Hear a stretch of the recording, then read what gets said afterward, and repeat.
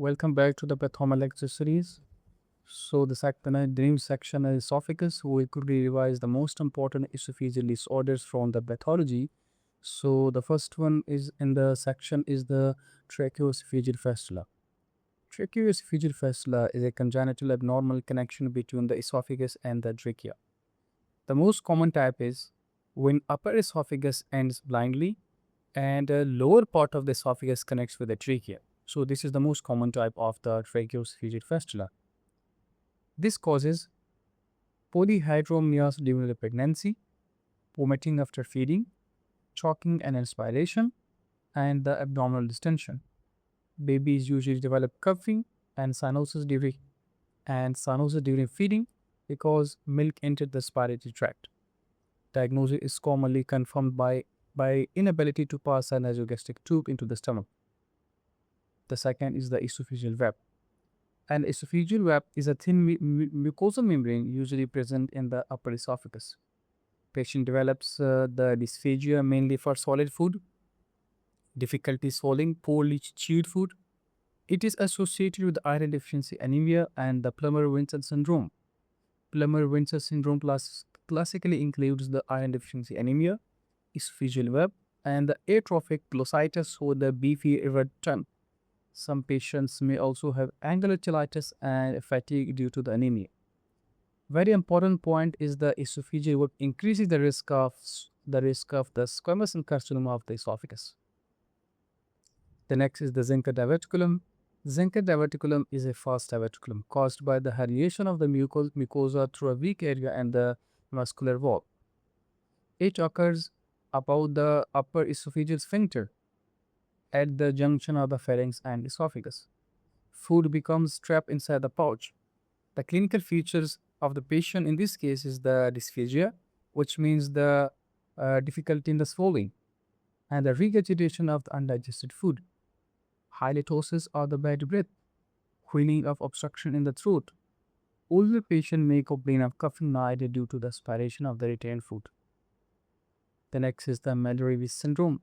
Mallory-Weiss syndrome is a longitudinal mucosal tear at the gastroesophageal junction, usually caused by the severe vomiting, alcoholism, and the bulimia.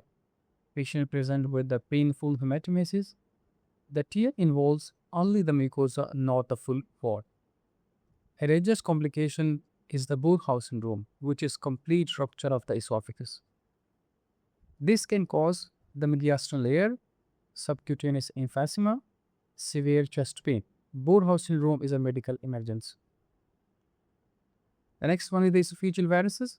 Esophageal varices are the dilated submucosal veins in the lower esophagus, most commonly caused by the portal hypertension, especially in the liver cirrhosis. Normally, the left gastric vein drains into the portal circulation, but in the portal hypertension, blood backs up into the esophageal veins and veins become dilated and tortuous. Patient may remain asymptomatic until the rupture occurs. Rupture causes massive painless hematemesis and the hypovolemic shock. The variceal bleeding is one of the most serious complications of the cirrhosis. Upon endoscopy, enlarged bluish veins can be seen in the lower esophagus. The next one is the eclasia.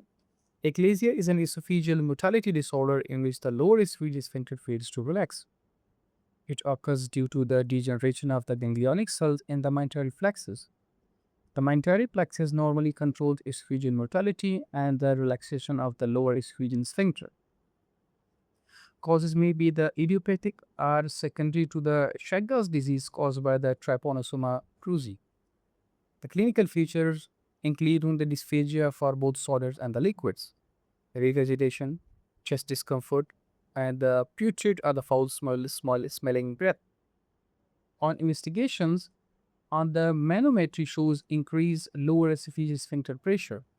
Bearings follow shows the classic bird beak appearance.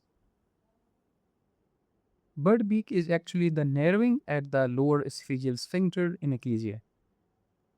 Long-standing eclasia increases the risk of esophageal squamous cell carcinoma. The next one is the gastroesophageal reflux disease or the GERD. GERD occurs due to the reflux of the gastric acid into the esophagus because of the reduced lower esophageal center tone. Risk factors include obesity, smoking, alcohol, fat-rich meals, caffeine, hiatal hernia. And the clinical feature in this case is the heartburn, sore taste in the mouth, chronic cough, adult onset asthma, and the dental enamel erosion. Repeated acid exposure damages the esophageal mucosa, and the complications include the ulceration, stricture formation in the esophagus, and the barrier esophagus, which may lead to that carcinoma of the esophagus. Symptoms usually worsen after the meals or while lying down.